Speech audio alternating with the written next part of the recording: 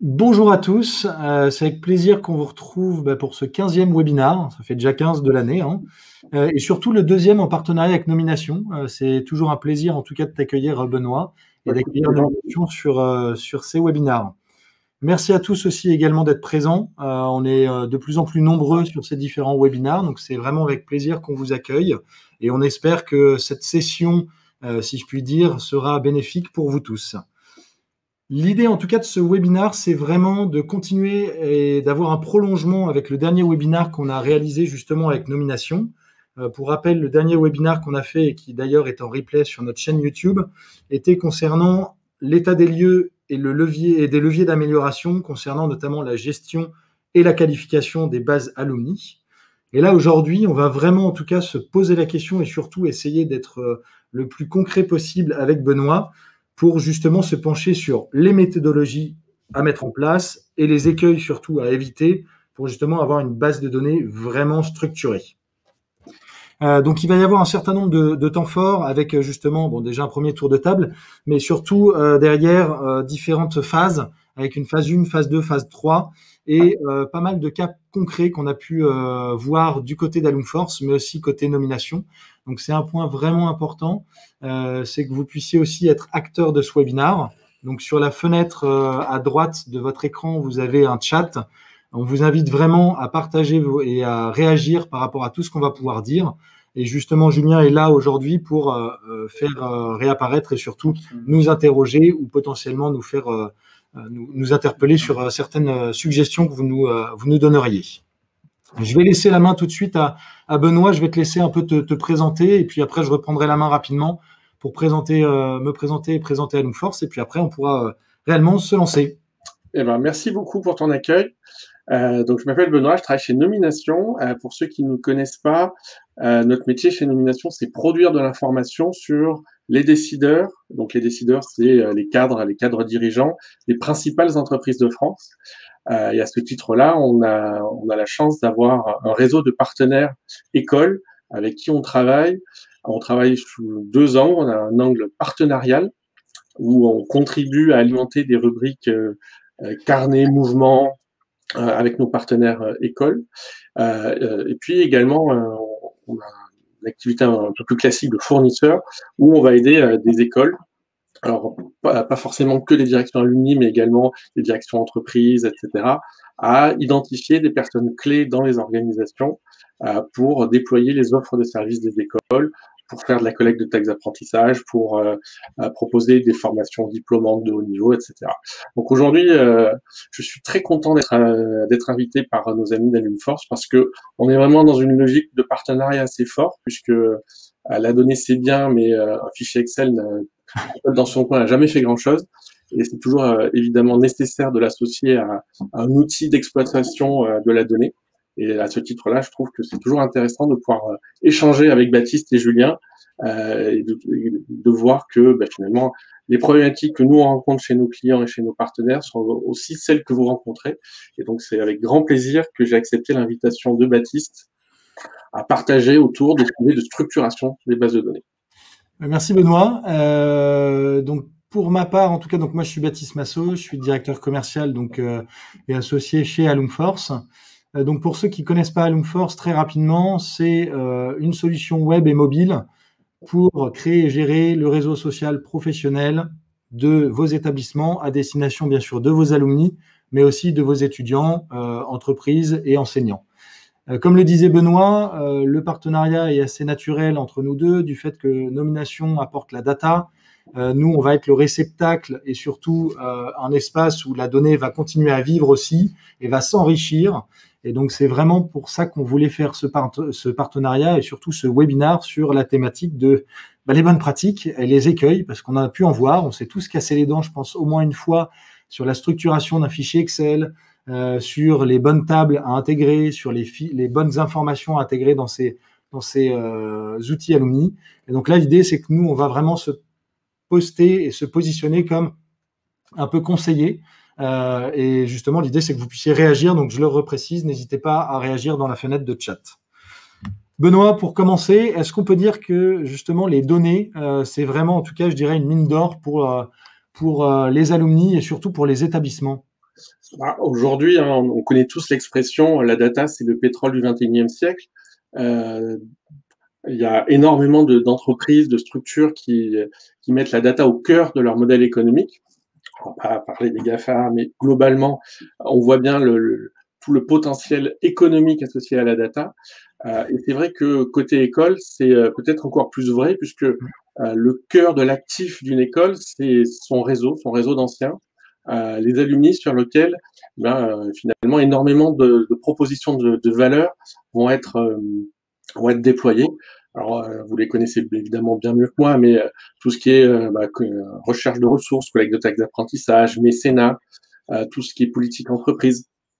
Pour toutes ces politiques-là, évidemment, l'alumni est au cœur de la réflexion des écoles. Et donc, à ce titre-là, on est en droit d'attendre ou d'espérer que les écoles mettent vraiment la data, au sens data alumni, au cœur de leurs préoccupations et au cœur de leur modèle. Je rajouterais, et c'est vrai que c'est un point très important, la data est primordiale, c'est devenu un véritable argument de vente pour les différents établissements qui précisent, voilà, venez, entre guillemets, dans mon établissement, venez faire mon cursus, car vous allez accéder à un réseau de 50, 60, 70 000, voire maintenant pour les universités, ça dépasse facilement les 100 000 alumni. Donc c'est très bien d'avoir ces données alumni. C'est très bon pour justement les classements aussi. Il ne faut pas oublier que les classements, les accréditations demandent à ce que les établissements aient un réseau d'alumni actif. Donc ça, c'est très important. Donc les données, en tout cas autour des alumni, c'est une véritable donnée clé. Mais on a pu le voir que c'est pas toujours au niveau. Alors il y a plein on pourrait expliquer ça de plein de manières différentes, mais c'est pas forcément toujours au niveau. Ça, c'est un point justement, et ça, je vais laisser Benoît en parler, mais il y a une véritable diagnostic qui a été fait sur les bases alumni, conduit par nomination. Je crois que c'est 2018-2019, si je dis pas de bêtises. Je vais te laisser en parler. Et c'est vrai que c'est assez intéressant d'avoir ces chiffres en tête. Alors, effectivement, c'est une vraie dichotomie entre d'un côté l'enjeu qui nous semble clé de maintenir et de créer une base alumni propre, qualifiée, et puis la réalité de ce qu'on voit. Donc là, on a compilé une série de diagnostics qu'on a conduits auprès de nos clients et partenaires écoles. Alors nous, notre angle il est un petit peu particulier puisque on s'intéresse pas sur le côté données particulières de l'alumni, mais vraiment sur le volet professionnel.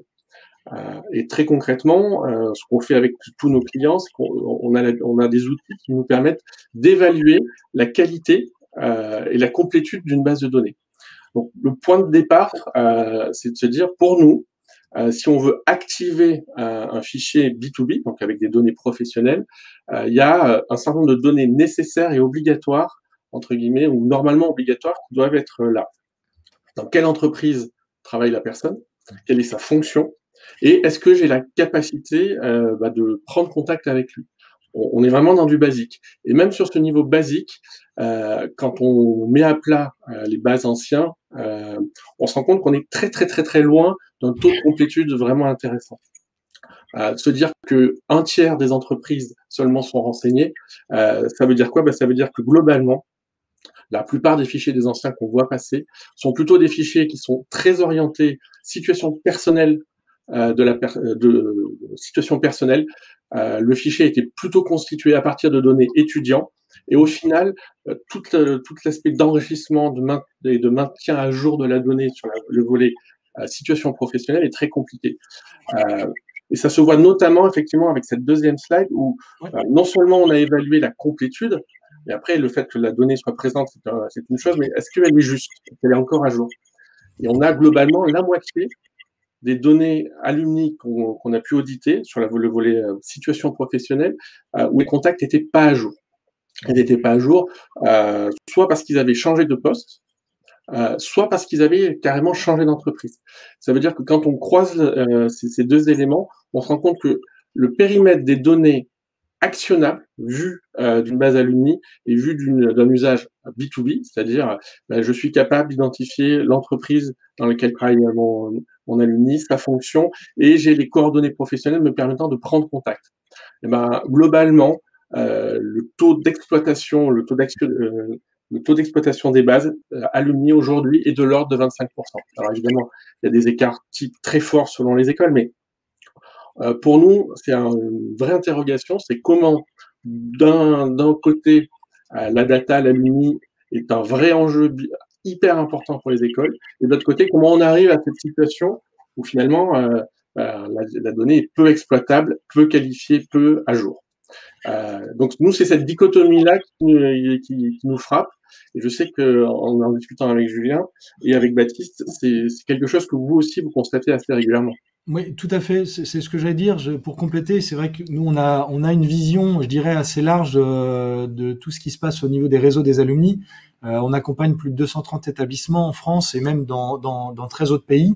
Et c'est vrai qu'on se retrouve souvent avec le même constat qui est assez similaire au tien. C'est-à-dire qu'on va avoir énormément, surtout dans les jeunes promotions, beaucoup de coordonnées personnelles à jour, du fait que c'est l'école, on va dire, qui transmet ça à l'association s'il y en a une, ou en tout cas qui continue à faire vivre cette donnée s'il n'y a pas d'association. Mais on va dire qu'au bout de 5-6 ans, 7 ans, on commence à avoir vraiment une érosion de la donnée. Et donc, on arrive rapidement à avoir une rupture entre les anciennes générations, les nouvelles générations, avec justement un taux de pourcentage qui est à peu près similaire. Nous, ça aussi entre 40 et 50% de données actives à jour. Mais c'est vrai que quand on réfléchit, ça fait quand même la moitié d'une base de données qui n'est pas à jour. Et c'est sur ce sujet-là, justement, que c'est très important de structurer la donnée. Et ça nous lie vraiment avec le sujet numéro 1, qui est justement comment modéliser les données. C'est-à-dire qu'une base de données de manière globale, si on parle très méthodique, on va dire, une base de données, c'est quoi? C'est un certain nombre d'attributs, c'est des objets. Alors, ce qu'on appelle des objets, ça va être qu'est-ce qui gravite autour du persona. Donc, on va avoir l'alumni. Autour, on a ce que Benoît disait, les coordonnées perso, les coordonnées pro, les fonctions, les entreprises, etc., etc., etc. Et l'idée, c'est justement de savoir quelle est l'information la plus pertinente et la plus importante pour vous en tant qu'établissement. Et donc ça, pour le coup, c'est vraiment un constat qu'on a. Et ça, nomination, je crois que Benoît, tu l'as déjà fait. C'est vrai que ça, c'est pour moi la base. C'est personne, fonction, entreprise. Exact, mais c'est une base qui est malheureusement pas pas si présente que ça. Alors, pourquoi on dit que c'est la base? Parce que globalement, c'est l'articulation nécessaire si vous voulez garder la trace et l'historique de vos anciens. Aujourd'hui, ce qu'on observe, c'est que souvent, vous n'avez pas la boîte fonction. C'est-à-dire que vous avez Pierre, alumni, vous connaissez son prénom, son nom, sa promo, sa filière, vous avez son 06, vous avez son mail perso, et vous l'associez à une entreprise. Sauf qu'on sait que que pour le coup, le lien entre une personne et son entreprise est un lien qui passe stable. Pour vous donner un ordre d'idée, chez les cadres expérimentés, donc les personnes qu'on suit chez Nomination, on observe un taux de mobilité d'environ 20-22% par an. Donc ça veut dire que tous les 5 ans, vous avez quasiment une rotation complète de cette information. Si vous n'avez pas un objet fonction qui vous permet de faire ce lien entre la personne et l'entreprise, vous allez vous retrouver en fait avec une perte progressive de la donnée, une perte progressive de l'information, alors que la constitution d'un parcours professionnel est une mine d'informations hyper importante. Alors, d'une manière générale, mais spécifiquement pour les écoles, être capable de maintenir une information dans la durée vous permettant de reconstituer des parcours professionnels est un élément clé. Surtout si vos données sont partagées, c'est-à-dire que si votre base alumni est également une base ou un périmètre qui est travaillé, par exemple, par les personnes qui s'occupent du mécénat chez vous, ou par les personnes qui travaillent sur, par exemple, la collecte de taxes d'apprentissage. Pourquoi? Parce que c'est souvent des opérationnels qui ont plutôt une vision presque commerciale de la donnée. Et en l'occurrence, quand vous avez saisi de l'information commerciale sur une personne, vous n'avez pas envie de perdre l'information. Donc, quand la personne change d'entreprise, vous avez tendance, et ça c'est un biais qu'on voit dans beaucoup de CRM, vous avez tendance à la dupliquer pour garder l'information, pour historiser l'information. Et au final, vous vous retrouvez avec 2 Pierres qui sont identiques, si ce n'est que il y a le Pierre numéro 1 qui travaillait avant chez Total, et maintenant vous avez le Pierre numéro 2 qui travaille chez Carrefour. Si vous n'avez pas cette hygiène de base de données autour de cette structuration par la fonction, donc le rôle de la personne dans l'entreprise, avec une date de début, une date de fin, vous avez énormément de choses qui vont se casser dans la gestion de votre référentiel alumni. Et notamment, alors c'est pas une problématique à T0, mais avec le temps qui passe, l'absence de cette fonction, de cet objet fonction, est vraiment un élément extrêmement pénalisant dans la gestion de votre base de données. Donc ça, c'était vraiment un point de structuration qui est très fort, qui est souvent pas le modèle initial qu'on a l'habitude de voir, parce que la plupart du temps, on dit, bah, j'ai une personne, j'ai une entreprise, hop, je fais un lien entre les deux, pas de souci. Mais le fait de créer cet objet spécifique est une charge de travail, mais est pour nous un élément clé de la structuration d'un modèle personne-entreprise. Personne-entreprise-fonction, c'est vraiment le triptyque gagnant si vous voulez bien gérer une base de données B2B. Et on se permet de vous le dire parce que nous, ça fait à peu près une vingtaine d'années qu'on gère une base de plus de 250 000 décideurs en France. Et clairement, c'est par cette notion de fonction qu'on arrive à maintenir dans la durée la qualité de notre base. Je compléterai tout à fait. Enfin, c'est vrai que la fonction est une clé de voûte, on va dire, de l'architecture de la base de données d'un réseau Alumni. Et surtout, ce qui est très important, c'est constituer, et ça c'est vraiment dans les bonnes pratiques qu'on donne, c'est constituer un référentiel de fonction propre. C'est-à-dire que éviter de mettre des champs libres. Hein, rien ne vous empêche d'avoir un espace champ libre dans lequel vous avez le titre de poste qui, lui, en effet, dans un réseau d'alumni, ils vont l'appeler PDG, sur un autre, ils vont l'appeler CEO, et sur un autre, ils vont l'appeler directeur général. Mais faites en sorte qu'il y ait quand même un champ qui soit structuré avec un référentiel unique, idéalement qui peut être commun, et ça c'est ce que tu disais Benoît, si c'est connecté avec d'autres outils, qui puisse être commun avec ces autres outils, mais que vous ayez un référentiel fixe de fonction et qui vive, c'est-à-dire que on a en effet un référentiel de fonction, il y a des nouveaux métiers chaque année qui sont créés, n'hésitez pas à les rajouter au fur et à mesure dans votre référentiel pour faire en sorte que ce soit le plus proche de la réalité et surtout que vous ayez des clés de recherche et des clés de requête. Pour les statistiques clés que vous avez sur les enquêtes RNCP, on va vous demander, OK, quelles sont les fonctions types que vous avez. Si c'est du champ libre, ça va être compliqué pour vous. Rien ne vous empêche d'avoir, comme je disais, un champ libre et un champ, je dirais, fixe. Alors, c'est un sujet vieux comme la base de données, c'est quels attributs. Une fois que j'ai défini mes objets principaux, c'est la notion d'attribut. Oula, le GIF, il est... Ouais, bon, tant pis, il va... Bon. Vous voyez un peu c'est censé être une balance entre deux manières finalement de structurer votre donnée. La première consiste à se dire je veux peu d'attributs, c'est-à-dire que je vais limiter au maximum le nombre de données que je gère sur un objet. Par exemple, sur la fonction, donc le rôle occupé dans l'entreprise, je vais me limiter à simplement le fameux job title et peut-être donc en champ libre et à côté simplement un menu déroulant où je vais par exemple choisir une famille de fonctions, un métier ou une direction. Alors ça a beaucoup d'avantages d'avoir peu d'attributs et notamment ça facilite la collecte. Surtout si vous comptez vous appuyer par exemple sur vos anciens pour qu'ils puissent qualifier eux-mêmes la donnée, surtout si vous n'avez pas forcément beaucoup de ressources à allouer sur la collecte de données, le fait de réduire les données nécessaires, donc réduire le nombre d'attributs, peut être positif. Et évidemment, il y a un inconvénient à cela, c'est que si vous réduisez trop votre nombre d'attributs, eh ben, vous avez moins de segments possibles, moins d'analyses, une recherche moins précise. Par exemple, à un moment donné, si votre base alumni doit être capable d'aider le responsable mécénat à identifier quelqu'un qui était dans qui fête, je sais pas, les 15 ans de promo et qui maintenant travaille dans tel secteur d'activité, plutôt avec un poste de haut niveau et plutôt dans une grosse boîte, parce que vous savez que c'est quelqu'un qui a la capacité, peut-être de renvoyer l'ascenseur, de faire un don à son école. Vous voyez que si vous n'avez pas la structuration sur la taille de l'entreprise, son secteur d'activité, l'année de promotion de l'alumni, son niveau de responsabilité, le responsable mécénat va sortir un listing énorme et va devoir checker à la main. Et donc, concrètement, il ne va pas exploiter la donnée. Donc ça, c'est l'autre option, c'est mettre plus d'attributs. Et il suffit pour ça de faire une petite réunion avec les différentes parties prenantes et vous allez avoir plein d'idées, plein d'attributs. Et au plus on y réfléchit, au plus on génère de nouveaux attributs.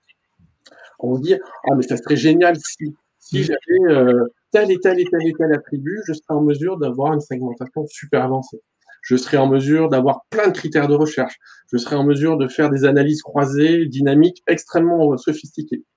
La problématique de cette approche-là, c'est qu'au plus vous avez d'attributs, statistiquement, au plus le taux de complétude de l'attribut supplémentaire est bas. Et on arrive assez régulièrement à avoir des bases de données très riches. Donc, en gros, pour schématiser, plein de colonnes Excel. Sauf qu'une fois on a dépassé la civilité, le prénom, le nom, et ben on a de moins en moins de données renseignées. Et vous avez un très beau schéma, un très beau réceptacle, mais rien à l'intérieur.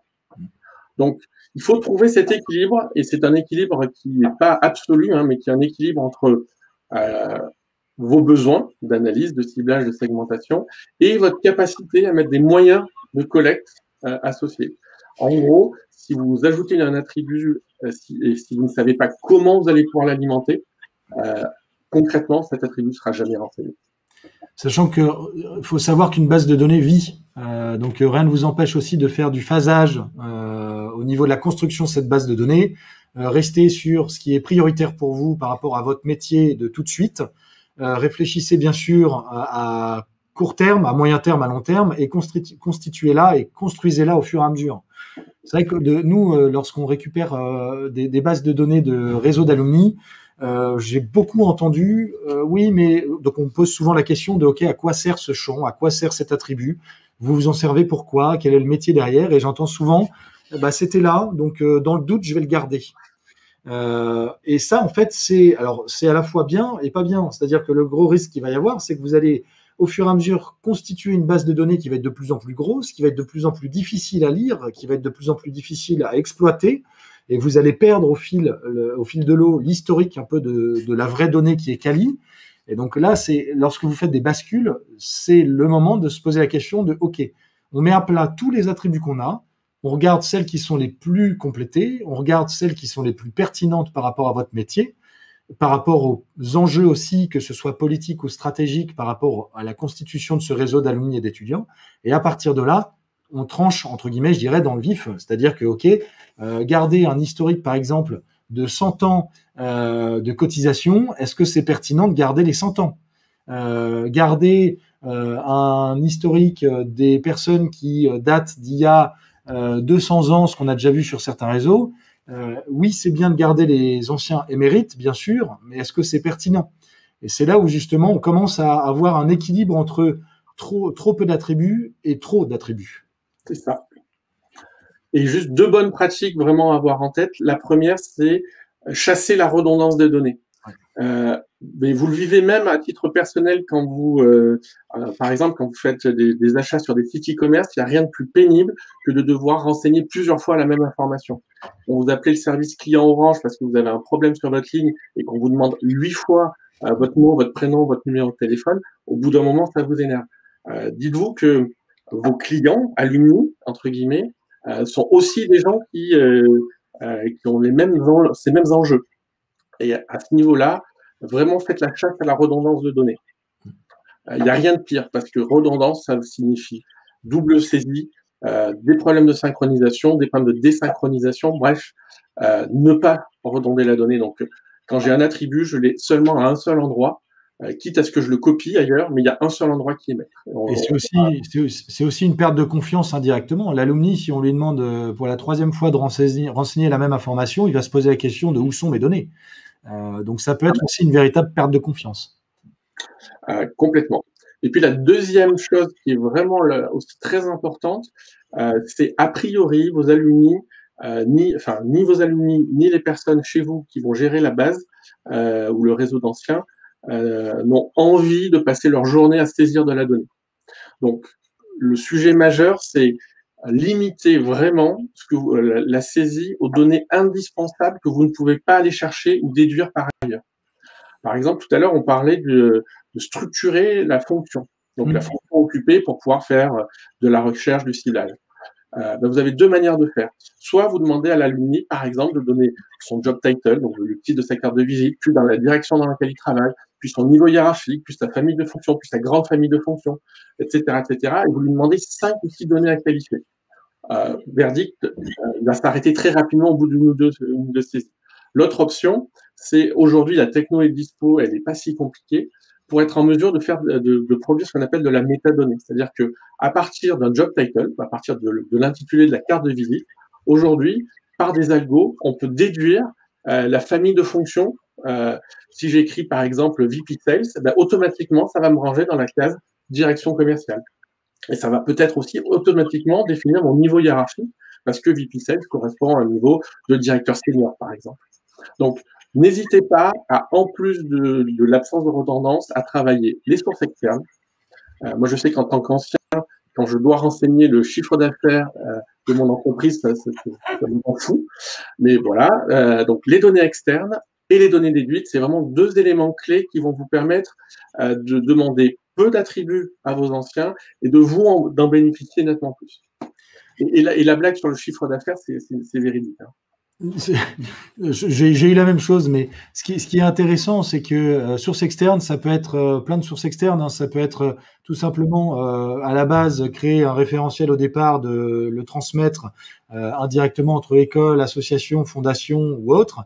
Ça peut être tout simplement se connecter avec des sources externes type LinkedIn, type nomination. Et après, derrière, il va y avoir ce qu'on appelle des outils de scrapping. Alors là, pour le coup, c'est pas forcément quelque chose qui est très, je vais pas dire qui est très performant, mais qui est pas forcément fiable du fait que c'est de la déduction. Mais c'est vrai que ça peut vous aider potentiellement à constituer un fichier très facilement, juste avec un nom et un prénom. On va envoyer un robot sur Google et en gros scanner et screener et voir ce qu'il récupère. Justement, toutes ces données-là, c'est très bien, on en a plein, ou en tout cas on a un bon équilibre. Après, l'idée, c'est justement d'avoir une architecture claire.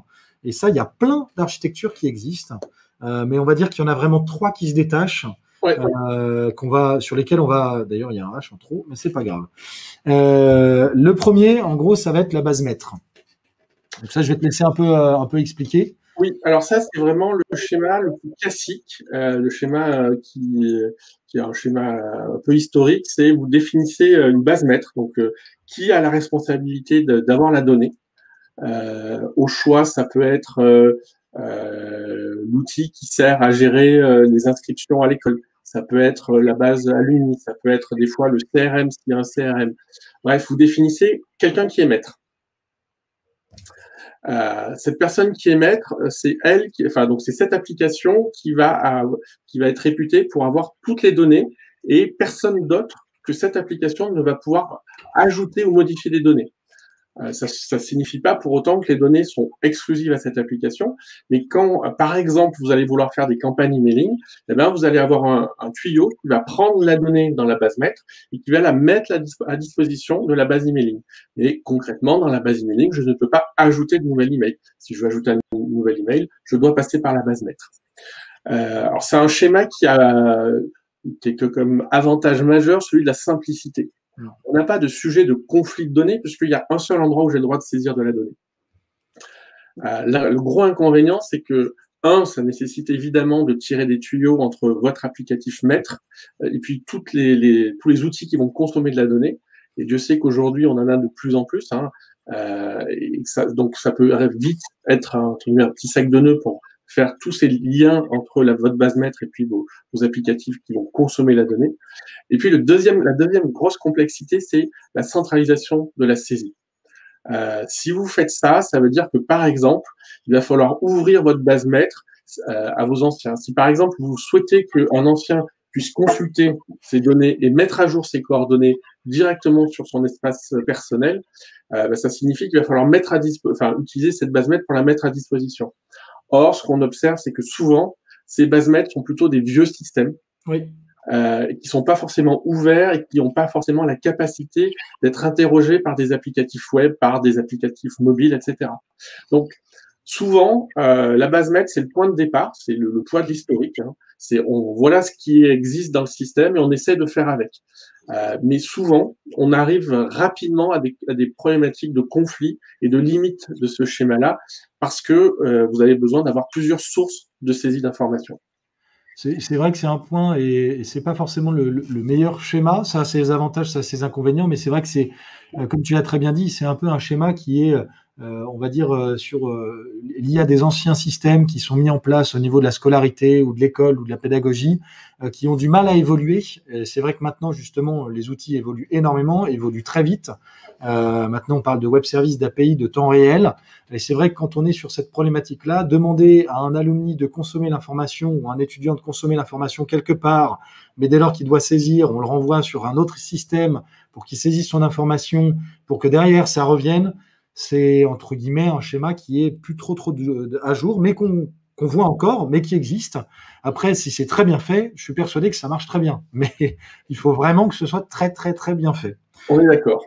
Le deuxième schéma, ça pour le coup, c'est vraiment sur les flux de synchro. Ça a plein d'avantages, comme ça a plein d'inconvénients aussi. Ouais. Mais c'est un point, et on le voit souvent d'ailleurs, c'est un peu le schéma qu'on voit actuellement, qui est en train de se mettre en place. Et après, on ira sur le troisième schéma qui, pour moi, est le mieux, on va dire. Alors, le deuxième schéma, effectivement, c'est l'évolution un peu naturelle de la base maître. C'est-à-dire que la base maître, au bout d'un moment, le vieux système, il n'est pas capable de tout faire. Et arrive, par exemple, une super plateforme à destination des alumni, mais il n'empêche que l'école continue de gérer son système d'inscription et de gestion des étudiants dans son vieux système, et n'empêche que, par exemple, la direction mécénat, la direction entreprise ont aussi leur propre CRM. Et donc, on doit mettre en place des choses parce que un étudiant peut devenir alumni, peut avoir accès à ces données, peut devenir mécène, peut devenir un point d'entrée pour déployer une approche entreprise de collecte d'apprentissage ou autre. Bref, évidemment que la même personne peut être intéressante à être exploitée, enrichie, travaillée à 3 endroits différents. Et donc, pour que ça fonctionne, il va falloir mettre en place des flux. Donc, la synchro, ça veut dire que quand vous modifiez dans la plateforme A, vous envoyez la donnée mise à jour dans la plateforme B et inversement.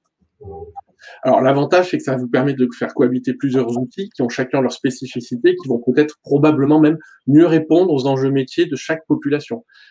C'est beaucoup plus facile de répondre à un enjeu alumni avec Alumforce qu'avec un système fait maison.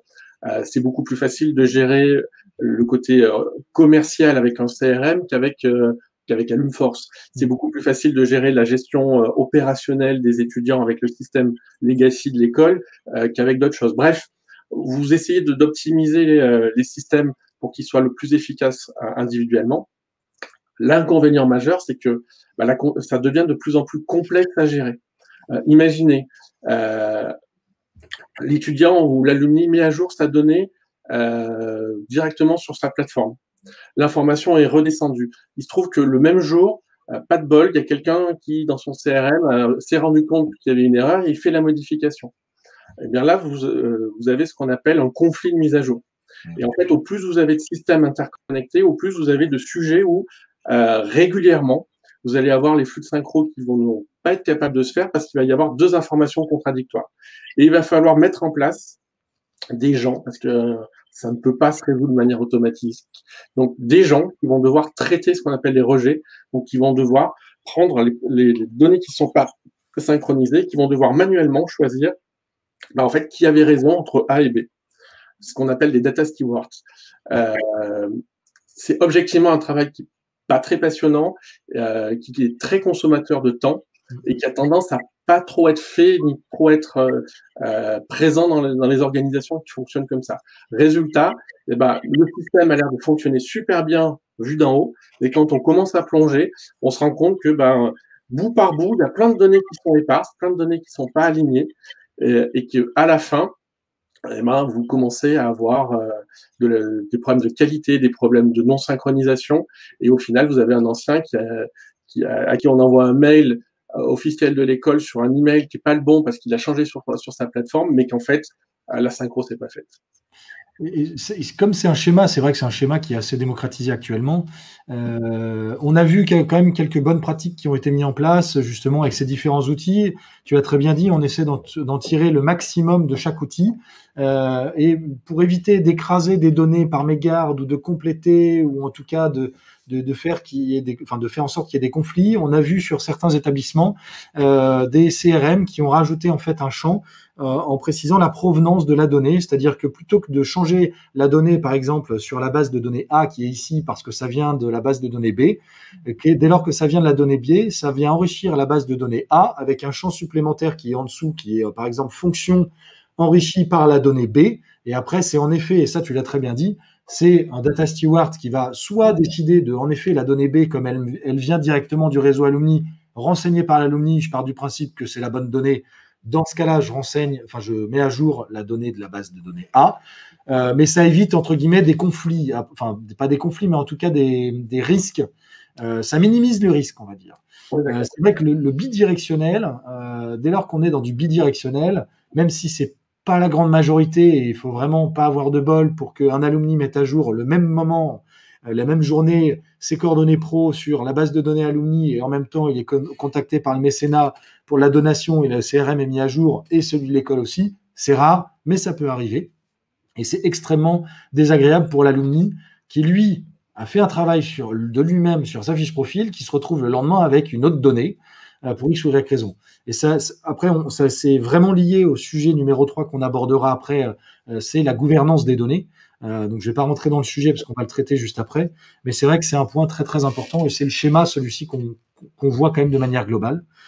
Et le golden, on va appeler ça celui qui est le parfait, si je puis dire, en tout cas celui qu'on pousse, et celui qui est le plus pertinent, et c'est ce qu'on appelle le golden record. Ça, pour le coup, c'est une véritable transition et une transmission de l'information parfaite entre tous ces systèmes d'information, et que chaque système d'information enrichisse l'un des informations métiers. Tout à fait. En fait, c'est le principe du découpage au sens où chaque application est responsable d'un petit morceau de données et on acte, par exemple, l'année de promotion, le nom, le prénom, l'année de promotion, la responsabilité, c'est l'outil de l'école. Ouais. Par contre, les coordonnées personnelles et professionnelles, c'est de la responsabilité, par exemple, de la plateforme Alumni. L'engagement de la personne sur des sujets mécénat, sur des sujets relations entreprises, c'est de la responsabilité du CRM. Et dans ce schéma-là, en fait, chaque système se contente d'envoyer une information au système d'après. Alors tout ça, ça ne peut fonctionner que si vous avez ce qu'on appelle l'identifiant unique, c'est-à-dire que un des systèmes est reconnu comme étant le seul à pouvoir ajouter un nouvel individu. Généralement, c'est plutôt l'outil d'école qui va créer un individu, et cet individu, en fait, va être reconnu par un identifiant unique dans tous les autres systèmes. C'est quelque chose, c'est vraiment une approche un peu plus sophistiquée que l'approche des flux de synchro. Ça permet vraiment de gérer la complexité IT. Le seul inconvénient, c'est que ce système-là nécessite d'être vraiment bien pensé, parce que si on se retrouve avec une information qui est pilotée par le mauvais système, en fait, on casse la mécanique. Et donc, il y a vraiment un grand sujet de gouvernance à gérer pour obtenir cette architecture qui est objectivement l'architecture cible sur laquelle on devrait tous aller. D'expérience, on a de plus en plus justement d'établissements qui tendent vers ça et qui l'ont mis en place. C'est vrai que ça nécessite un peu de travail en amont. Nous, ce qu'on voit souvent, c'est que, tu l'as très bien dit, la donnée, on va dire l'identifiant unique est souvent le numéro étudiant, ou pour les écoles d'ingénieurs, le numéro, le CNISF. C'est vrai que ce sont des numéros étudiants qui sont uniques. Donc, à partir du moment où on l'a, on est sûr et certain qu'on peut le trimballer partout. Et pour justement faire en sorte qu'il y ait vraiment minimiser les risques d'erreur, il y a aussi, nous, ce qu'on appelle, et on aime bien gérer cette donnée-là, c'est l'identifiant secondaire unique. C'est-à-dire que chaque système va avoir aussi son propre identifiant unique, ce qui permet, in fine, quand un alumni ou un étudiant a fait le cercle des 3 outils, d'avoir en fait les 3 clés uniques, où vraiment on est sûr et certain, alors 2 ça suffit amplement, hein, mais on est sûr et certain qu'il n'y ait pas de doublons, parce que ça c'est la crainte justement sur ce risque-là, c'est que si on ne trouve pas le bon système de départ, derrière en fait ça envoie les mauvaises informations. Mais c'est vrai qu'en tout cas, beaucoup d'établissements qu'on voit sont en train de tendre vers ça. Ça demande une application forte des trois parties, s'il y a trois acteurs, le service IT de l'école, l'association s'il y en a une, et aussi la fondation. Donc c'est un gros chantier qui n'est pas négligeable, mais qui est extrêmement important. Et ça nous amène justement, Benoît, sur la partie. Juste une parenthèse, parce qu'on avait des remarques qui avaient été faites depuis l'intervention de la slide précédente. Donc le CFAM, notamment, qui nous fait remonter sur l'outil de scrapping que tu as évoqué, qui pouvait être utilisé dans la constitution de bases de données. Ces robots screeners pour récupérer de la data, du coup, est-ce que c'est RGPD? Alors, c'est RGPD indirectement, oui, dans le sens où ce sont des données, alors si je puis dire, ce sont des données qui sont sur le public. C'est l'utilisateur qui, par exemple, a dit, bah voilà, sur mon profil public LinkedIn, voilà ce que je veux afficher. Après, c'est jamais très agréable en tant qu'alumni de se retrouver avec des données assez personnelles qui sont exploitées sur un outil. En général, ce qu'on va juste chercher honnêtement avec ces outils-là, ça va être le nom, le prénom, ça on l'a, mais ça va être juste le nom de l'entreprise, ce que Benoît disait. Après, sur la donnée, la fonction, sur les éléments, dans ce cas-là, ça va être plus de la recherche, soit à l'aide de partenaires externes, type nomination ou autre, soit à l'aide justement d'outils comme le nôtre, soit directement en faisant des appels. Faut pas hésiter aussi à solliciter les alumni pour leur dire on a besoin de vous, c'est pour la certification ou alors c'est pour la taxe d'apprentissage, on a besoin de vous, mettez à jour vos coordonnées. Et de plus en plus, ils commencent à rentrer dans une démarche proactive et le font d'eux-mêmes. Après, c'est pas 100%, mais faut pas hésiter à les solliciter sur ce point-là. Les campagnes de mise à jour, nous, c'est un outil qu'on a qui fonctionne très très bien sur notre outil. On s'est rendu compte qu'il y a quand même, en général, dès lors qu'une campagne de mise à jour est faite par un réseau alumni, vis-à-vis de sa base, on arrive rapidement sur du 30-40% d'alumni qui mettent à jour leur profil. C'est juste qu'on leur a jamais demandé, en fait. Si on leur demande pas, ils vont pas le faire. C'est comme les dons. Si on leur demande pas, donnez-moi, c'est au premier qui va me demander de mettre à jour mon profil, ou au premier qui va me demander de donner. Tout à fait. Et ensuite, on a une remarque, alors plutôt là sur les types d'architecture possibles, genre l'adéquation avec la plateforme qui est utilisée par les associations, les écoles. Bertrand de Grenoble INP donc nous dit que tout cela est intéressant, qu'il y a des actions et des concepts qui révèlent vraiment entre guillemets du client, donc école ou asso, qui travaillent eux l'alumni justement pour la récolte de ces données, et aussi des informations qui vont révéler plutôt des outils type AlumForce, donc l'outil lui-même, l'architecture et la fonction de complétude automatique et le partenariat avec ces bases tierces. Donc il y a effectivement un travail il y a un travail à effectuer d'harmonisation. C'est-à-dire que c'est tout le travail de départ d'harmonisation entre ces systèmes-là. C'est pour ça que lorsqu'on fait des changements, lorsqu'on fait une transmission de données, il faut toujours se poser la question de OK, quels sont les acteurs autour de moi, si je me positionne en tant qu'association, quels sont les acteurs autour de moi. Alors pour l'INP, il y a l'école, mais il y a potentiellement d'autres acteurs. Quels sont les acteurs qui pourraient potentiellement utiliser ma donnée? À partir de là, c'est essayer de se mettre d'accord. Alors peut-être pas tout de suite, mais essayer de se mettre d'accord sur OK, moi mon référentiel de fonction, je vais prendre celui de l'école parce qu'en fait c'est celui qui est utilisé pendant entre 3 et 5 ans par l'étudiant. Je vais garder celui-ci et je vais le transmettre à potentiellement la fondation qui, elle, en fait, n'a pas réellement de secteur ni de liste de fonctions. C'est un travail, entre guillemets, en bonne intelligence entre les différents acteurs qui gravitent autour. Mais ça se fait pas du jour au lendemain, en effet. Non, ces chantiers, ce qu'on appelle l'urbanisation, ils sont toujours des chantiers complexes dont la thématique, c'est vraiment la notion de gouvernance. Il faut pas avoir peur de ce chantier, c'est-à-dire que, comme je disais, c'est un chantier qui va se faire par phase.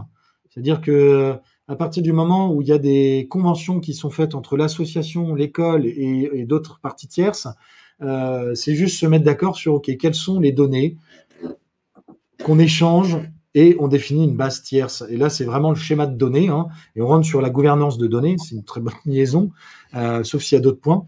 Une dernière question là qui est vraiment sur l'outil, sur la qualification des infos professionnelles et la possibilité de les importer depuis des réseaux sociaux pro type LinkedIn et la possibilité de le faire. Alors, c'est à double tranchant. C'est-à-dire que LinkedIn est un puits gigantesque de données qui sont parfois qualifiées, parfois non.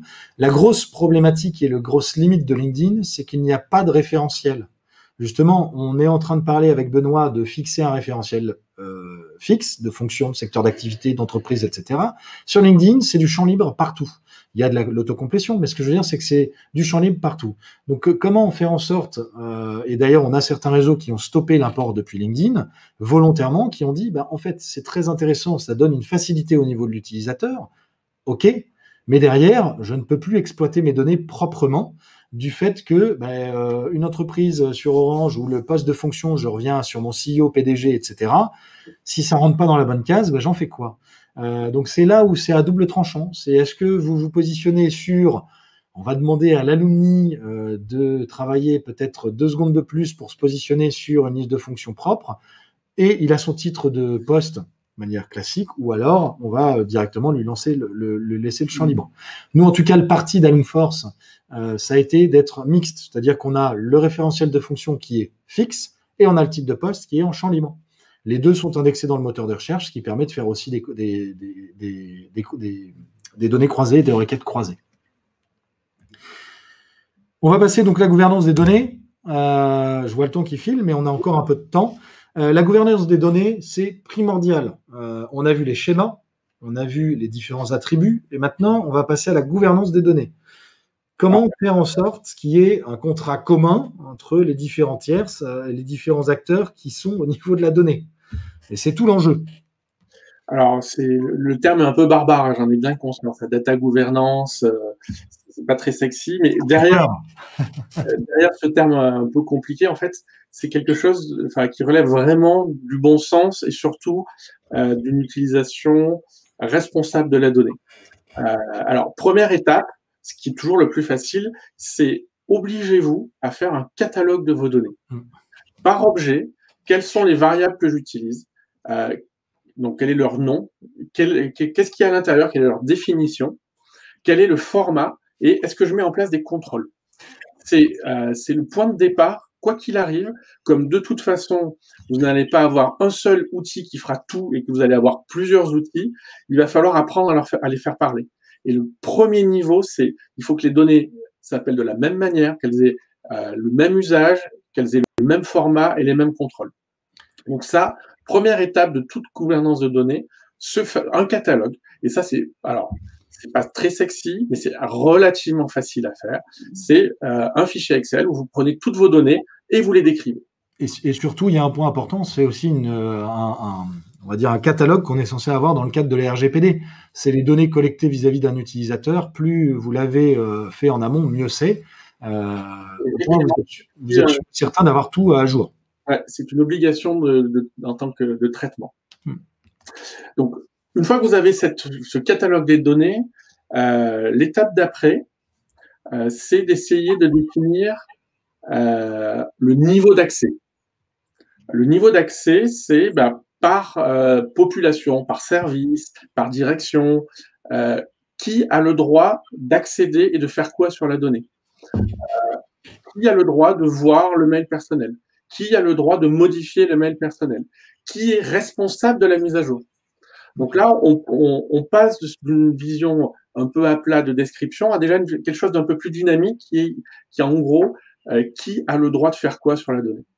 Et ça, c'est un truc hyper important parce que ça révèle et ça illustre en fait des sujets de fond sur c'est ma donnée, je suis l'association, donc c'est mon ancien à moi, alors que c'est pas votre ancien à vous, c'est l'ancien, il est propriété de lui-même et pas beaucoup plus. Mais donc voilà, ça vous permet en fait de mettre à plat tous ces enjeux de qui accède à quoi, qui a le droit de modifier quoi. Typiquement, ça, c'est vraiment ce vers quoi, lorsqu'on travaille avec l'onboarding, donc sur un nouveau réseau, c'est justement un sujet qu'on leur donne et ça, c'est dans les bonnes pratiques, c'est que nous, on apporte cette vision de, OK, de manière globale, voilà ce qui est mis sur les autres réseaux, sur les 230 qu'on accompagne. On les confronte avec quelque chose qui est déjà concret, qui est déjà mis en place sur d'autres établissements pour qu'ils se posent réellement la question de OK, au final, est-ce que la fonction, c'est pas dérangeant que ce soit l'alumni qui le fasse? Parce qu'on s'est rendu compte, et ça c'est un des écueils aussi à éviter, c'est-à-dire qu'on s'est rendu compte que de temps en temps, sur certains champs, en fait, il y a une personne qui le fait H24, 7 jours sur 7, pendant 365 jours de l'année, qui est là uniquement pour renseigner les fonctions ou qui valide les entreprises. Ça manque de réactivité, ça manque d'ouverture, c'est extrêmement chronophage. Peut-être que cette personne-là serait mieux à aller chercher des partenaires qu'à d'aller qualifier la donnée. À partir du moment où cette gouvernance et ces niveaux d'accès sont bien définis et proprement définis, ça facilite, on va dire, le travail de tout le monde. Je ne dis pas que c'est simple, en effet, mais c'est un sujet important sur lequel il faut se poser dès le départ. Et le troisième point. Alors, le troisième point, c'est là où généralement les vrais problèmes arrivent, c'est le niveau d'utilisation. Ouais. Très concrètement, tout l'enjeu, en tout cas, normalement, tout l'enjeu de ce qu'on est en train de se dire sur l'architecture du réseau, enfin, de l'architecture du système d'information, en fait, ça vise à fusionner, à partager la data. Ceci étant, une fois que la data est partagée, est-ce que tout le monde peut exploiter au maximum toutes les données?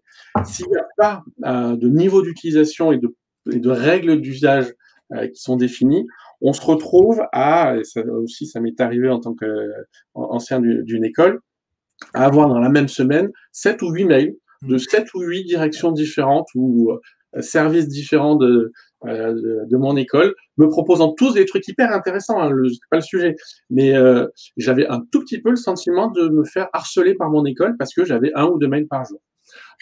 Donc ça, très concrètement, il faut bien déterminer service par service quel est le périmètre d'accès. Est-ce que l'école peut parler à tout le monde ou simplement aux étudiants en cours? Est-ce que en tant que service mécénat, je peux parler à tout le monde ou est-ce que j'ai des limites? Est-ce que par exemple, ma limite, c'est que des promos de plus de 5 ans? Bref, on se donne des règles sur le périmètre et le niveau de sollicitation. Ça, c'est un truc hyper important.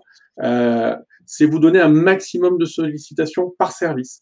Moi, j'ai le droit de solliciter X fois par jour, par semaine, par mois, par trimestre. Et ça complète tout à fait ton point, c'est-à-dire que faut savoir aussi que côté alumni, on ne fait pas forcément le distinguo entre ok, ça vient de l'école, de l'association ou de la fondation. Pour nous, de manière globale, ça vient de l'école. Ça vient de l'école, et donc ça impacte l'image de l'école, même si ça vient de l'association ou ça vient de la fondation. On part du principe que la pression marketing, elle est censée, entre guillemets, et elle est pilotée par l'école, à tort de temps en temps, mais nous, on fait pas le distinguo en tant qu'alumni. Et ça revient justement, et ça c'est vraiment dans les bonnes pratiques qu'on pousse, qui est pas facile à mettre en place, mais qu'on voit, qui commence à être mis en place sur certains réseaux, c'est avoir un plan de communication clair, commun entre les 3 acteurs. C'est primordial qu'une école précise à l'association, ok, bah moi, en gros, de janvier à fin mars, je vais avoir beaucoup de communication auprès de la taxe d'apprentissage. Derrière, potentiellement, il y a l'association qui va dire, bah en fait, moi, c'est plus de octobre à décembre parce que si j'ai des cotisations, c'est là où je fais mes relances de cotisations, si je suis en calendaire, pour que justement, ils puissent basculer dans une nouvelle notion de cotisation. Et pour la partie fondation, ça va être ok. Ben on sait tous que les impôts, ça arrive en général en mai-juin, voire un peu plus. Et bien justement, c'est là où ils vont avoir besoin de s'adresser à tout le monde. Ok, ben moi j'ai envie que les gens puissent défisquer. Allons-y. Donc ça permet justement avec les grands axes de chaque partie prenante d'avoir un espace clair entre ces acteurs. Je viens de perdre la synchro, désolé. Hop là. Il est passé où? Hop là. Est-ce qu'il y a des réactions ou pas? On avait une question qui nous demandait si on pouvait donner des résultats ou une estimation de résultats sur les différents niveaux de collecte 1 et 2 sur ce qui était proposé. Ok. Par rapport à la complétion des données? Sur la partie, en tout cas, je dirais la description des données, quand on reste sur des données assez classiques, je dirais adresse email, numéro de téléphone, même si le numéro de portable est un peu plus compliqué à avoir, mais en tout cas le numéro de fixe, au moins de l'entreprise, je dirais qu'on est, c'est ce que je rejoins un peu les chiffres de Benoît, on est en général sur d'une personne sur 2. Après, bien sûr, je reprécise, toujours à à voir en fonction de la taille de l'établissement. C'est-à-dire qu'on ne va pas être sur du 1 sur 2 sur une université comme Aix-Marseille où ils ont 450 000 alumni. On sera peut-être moins. Par contre, on va être sur des volumétries assez conséquentes. Donc, ça dépend de la taille. Je sais que plus on a, entre guillemets, un établissement qui a des petites promotions, plus on a une data qui est extrêmement qualifiée. On a des réseaux qui atteignent les 70, 80%, voire 90% sur certains de data à jour et surtout d'alumni actifs. Mais parce que c'est plus facile, je dirais, de collecter et de communiquer avec une population de 1000, 1500 alumni versus 75 000 où les besoins et surtout les intérêts de chaque alumni sont complètement différents. On avait une question qui, je suppose, est liée plutôt à la pression marketing sur la limitation des messages à faire parvenir. Est-ce qu'il peut être automatisé et géré directement par un système en cas de dépassement? Et la réponse est oui, si vous avez un outil commun, en fait. Tout l'intérêt, en fait, c'est par exemple, dans une architecture où, au lieu que chaque service ait son propre outil d'emailing indépendant, vous avez un outil d'emailing commun alimenté de manière intelligente par les différentes sources. Et là, vous pouvez gérer de manière automatisée, et c'est disponible de manière assez standard, vraiment cette notion de niveau de pression. Donc et après, à vous de voir, de le gérer. Niveau de pression, ça peut pouvoir dire, par exemple, je décale pour Pierre qui a déjà reçu 2 messages cette semaine, et le 3e message, il va attendre la semaine suivante. Voire Pierre va être exclu de cette communication parce qu'à un moment donné, on peut pas non plus trop empiler. Donc tout ça, ça peut se gérer de manière automatique. D'ailleurs, ça devrait se gérer de manière automatique parce que sinon, c'est très très compliqué à appliquer. On va passer au dernier sujet, qui n'est pas des moindres. Donc là, on a vu structuration de données, gouvernance, schéma. Maintenant, comment les maintenir à jour? Ouais. Et ça, c'est pas une mince affaire. Non. Mais il y a plein de manières de le faire. Il y a plein de le faire de manière intelligente. Donc ça, je te laisse plus en parler. Ouais. En fait, je voulais juste vous partager un chiffre parce que souvent, quand on discute avec des responsables data alumni, ils ont le sentiment d'être un peu uniques et de pas avoir de point de comparaison marché. Nous, on a une vision un peu différente, c'est-à-dire que de notre point de vue, ce qu'on gère dans une base alumni, c'est à peu près la même chose que ce qu'on gère dans un CRM. Alors, de manière différente, avec des orientations un peu différentes, mais le fond est à peu près le même, à savoir, je gère des personnes, je gère des rôles de personnes dans des structures, et j'essaie de les gérer dans la durée. Le chiffre que je voulais partager avec vous, c'était simplement pour dire que vous n'êtes pas seul sur l'enjeu de la mise à jour. Donc là, c'est le résultat d'une étude d'un des plus gros éditeurs mondiaux. Alors, on va donner son nom à Salesforce, qui interroge régulièrement toute sa communauté. Et donc, la dernière interrogation qu'ils ont faite sur le sujet, donc ils ont interrogé plus de 6000 responsables CRM et ils leur dit c'est quoi votre principal défi? Et à 81%, c'est la mise à jour des données. Donc, juste pour, en gros, être conscient que c'est un sujet hyper complexe. Personne n'a de baguette magique. C'est un sujet qui est en perpétuel recommencement, puisque la donnée vit. Et donc, même si vous avez à date 100% de données à jour, et dès demain, vous allez avoir une partie de votre donnée qui va devenir obsolète. Bref, c'est un chantier qui est un peu sans fin. Ceci étant, il y a des sujets, il y a des leviers, il y a des bonnes pratiques qui sont positives et qui peuvent vous aider à améliorer finalement cette notion de mise à jour. Et on a vu un chiffre de départ du webinaire. Aujourd'hui, en moyenne, 50% des données alumni ne sont pas à jour. Alors, quelques orientations possibles. Le premier, et ça pour le coup, c'est vraiment lié, je dirais, indirectement à vos métiers et à Alumforce et à Nomination, c'est fait de travailler vos anciens.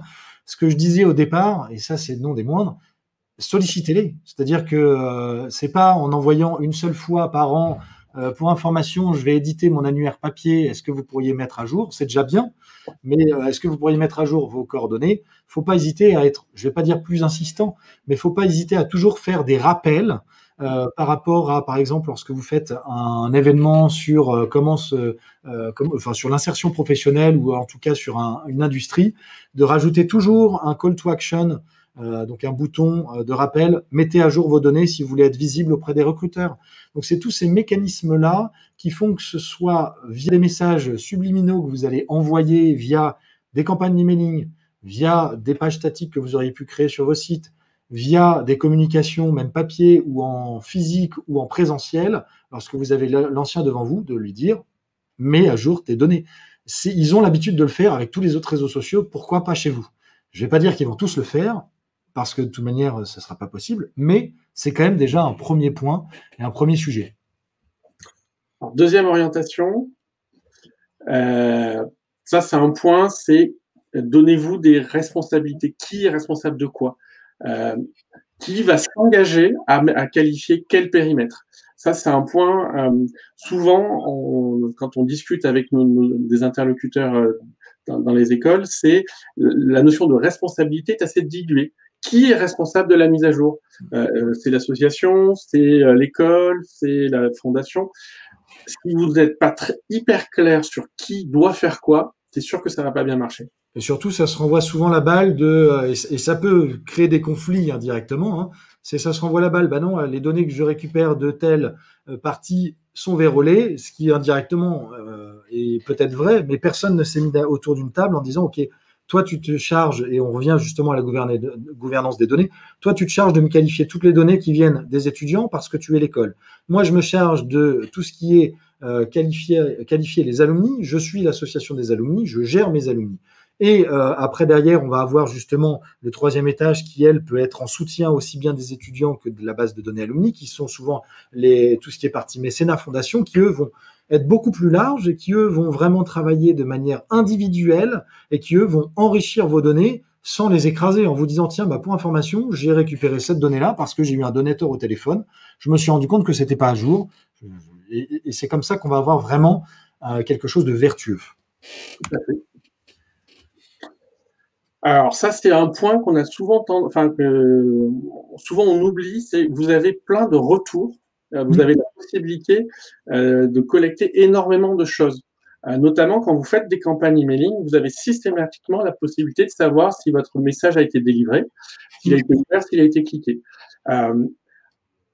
Évidemment que ce sont des traces clés si vous voulez déclencher des actions de mise à jour. Un alumni à qui vous envoyez un mail, le mail vous revient en étant incorrect, ce qu'on appelle des hardbound, ça signifie que de toute façon, votre donnée est fausse et vous n'allez plus jamais pouvoir contacter l'alumni avec cette donnée-là. Et donc, nous, par exemple, chez Nomination, ce qu'on fait, c'est que des fois, ça nous arrive, on a des clients qui utilisent nos données ou des partenaires et qui nous disent, tiens, cette donnée est erronée, bah, ça va déclencher un processus de mise à jour. C'est-à-dire que plutôt que de dire, bah, je mets à jour une fois par an les gens de manière un peu mécanique, et bah, quand j'ai un signal d'erreur, alors je fais une action focus ponctuelle basée sur ce signalement d'erreur.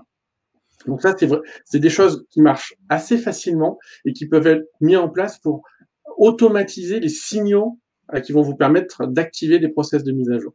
C'est quelque chose qu'on traque au sein d'Alumforce. Vous avez l'espace justement de ce qu'on appelle les hard bounce et les soft bounce, comme Benoît disait. N'hésitez pas à faire un extract et justement derrière aller peut-être les sourcer. Si vous vous rendez compte que c'est juste une faute de frappe, ce qui peut arriver, comme on a pu voir dans notre présentation, mais c'est vrai que n'hésitez pas à remettre en circulation un email si vous vous rendez compte que c'est une faute de frappe. Un Gmail où il manque le i, ça peut arriver. Mais en 2 secondes, vous rajoutez le i, vous le remettez en circulation et ça se trouve, vous avez réussi à récupérer un alumni. Et ça, c'est vraiment dans les bonnes pratiques.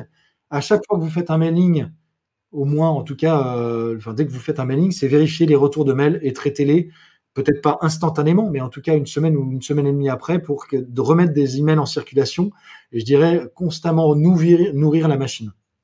Tout à fait. Ça, c'est aussi quelque chose qui est important, c'est en moyenne, mais ça c'est pas spécifique à l'univers alumni, mais en moyenne, il faut 4 à 6 relances pour obtenir quelque chose d'une cible quand vous faites de la sollicitation digitale. C'est vrai sur plein de domaines. Le truc, c'est que vous n'avez pas forcément le temps de faire 6 relances de manière spécifique. Par contre, quand vous collectez de la donnée, pensez à mettre en place des scénarios automatisés de relance. J'ai en tête certaines écoles qui, par exemple, s'appuient sur le comportement vertueux d'un camarade de promo. Pierre a mis à jour sa fiche comme 60% de votre promo, et vous.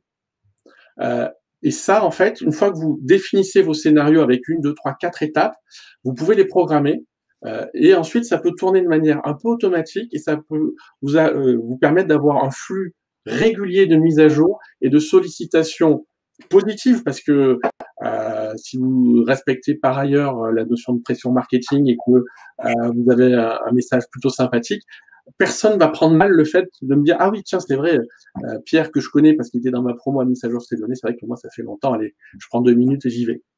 Donc ça revient justement aux messages un peu subliminaux envoyés au fur et à mesure. C'est vraiment interpeller l'utilisateur par rapport à une bonne pratique qui a été faite par un autre utilisateur que vous estimez comme étant votre alumni, je ne vais pas dire parfait, mais en tout cas votre alumni qui est acteur. Alors ça, c'est vrai, c'est une orientation et qui revient un peu à ce qu'on s'est dit au tout début sur la partie attributs. N'hésitez pas de générer des données à partir des vôtres. N'hésitez pas à investir par exemple, dans des algos qui vont transformer des job titles en champ libre en champ structuré. Ça existe, c'est pas si compliqué que ça, mais en tout cas, ne cherchez pas à tout collecter à la main tout seul. Ça, c'est une certitude. Donc, aujourd'hui, il y a plein de choses qui existent qui permettent de structurer la donnée. Appuyez-vous dessus. On n'est plus en 1980 où une donnée qui est en champ texte est plus exploitable. Aujourd'hui, il y a des options, il y a des technos, il y a plein de choses qui permettent justement, text mining, etc., de transformer de la donnée non structurée en donnée structurée. Et n'hésitez pas à avoir cette réflexion sur vos données clés. Par exemple, un email. Aujourd'hui, on sait qu'avec un nom, un prénom et une entreprise, on est capable de deviner des emails professionnels à hauteur de 90%. Je suis toujours effaré de voir que dans les bases d'alumni, on a des noms, des prénoms, des noms d'entreprise et pas d'email professionnel. Vous avez la capacité de le générer en automatique à plus de 80%. Pourquoi vous ne le faites pas? Et le dernier point? Alors, le dernier point, je prêche un peu pour ma paroisse, mais vraiment pas que, mais c'est les données externes. Aujourd'hui, on est vraiment dans un mouvement d'ouverture des plateformes, d'ouverture des données qui est de plus en plus importante. Évidemment, vous pensez tous à LinkedIn, mais il y a beaucoup d'autres sources de données qui sont très capitalisantes et qui peuvent vous aider à enrichir votre propre référentiel. On reprenait l'exemple un peu marrant de ne demandez pas à vos alumni de qualifier la taille de leur entreprise.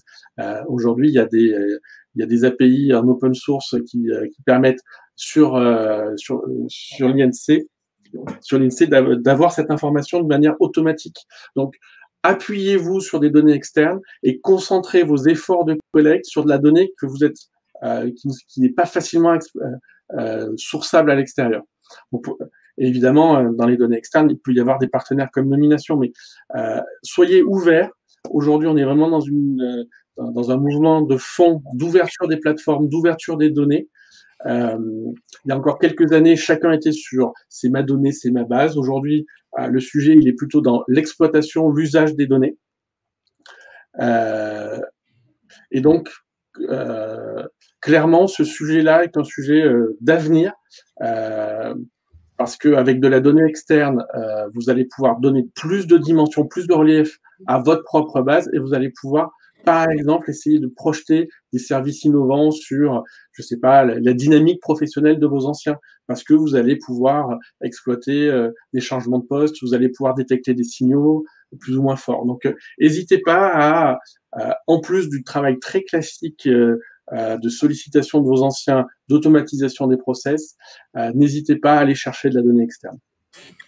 Et ce qui nous amène à une question de Grenoble INP une nouvelle fois sur ce genre d'apport de données externes. Justement, est-ce que ça pourrait pas être un service que pourrait fournir Alumforce? Alors c'est justement un service, c'est ce pourquoi on s'est rapproché de Nomination.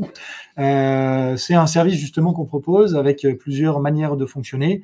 Il y a un premier qui est, je dirais, le plus classique et le plus simple, qui est déjà mis en place sur un certain nombre d'établissements. C'est Nomination est en partenariat. Alors je crois que c'est avec plus d'une soixantaine, si je dis pas de bêtises, Benoît, d'établissements. Donc j'imagine que dont le vôtre, qui ont déjà en fait, qui envoient de manière, alors je sais plus si c'est hebdomadaire ou hebdomadaire, un flux à l'école ou à l'association des différentes nominations qui peuvent arriver justement via Alumforce. Nous, l'idée, c'est qu'on puisse exploiter cette donnée de manière un peu plus forte plutôt que de l'envoyer par mail. Et donc là, on va l'exposer et on peut l'exposer directement dans votre plateforme Alumni, ce qui permet aussi de rentrer dans un cercle vertueux en disant potentiellement, si j'ai mon camarade de promo qui arrive dans les nominations, bah pourquoi pas moi? Et donc derrière, il va faire entre guillemets son carnet auprès de nominations, et ça va vous revenir, et ainsi de suite, et ainsi de suite. Et on rentre vraiment dans une démarche vertueuse. Donc ça, c'est le premier sujet. Et après, on a plein d'autres sujets, mais ça, on garde ça pour l'instant un peu dans les cartons, Benoît. Est-ce que justement, c'est un sujet très très vaste? On a un petit peu débordé de l'heure. Est-ce qu'il y a encore quelques petites questions, petites remarques? Sinon, après, on va pouvoir clôturer ce webinaire. Il y a des... Non. Pour le moment, non. Bertrand nous souligne de pusher d'autant plus pour chaque alumni, justement, pour proposer ce type de service. Ce sur quoi tu venais de conclure, Baptiste. Écoutez, a priori, messieurs, vous avez été limpides. Intéressant, au choix. On va prendre l'option limpide. En tout cas, merci à tous. C'était un plaisir de vous avoir donc pour ce 15e webinaire. Merci encore à Benoît. J'espère qu'il y en aura plein d'autres.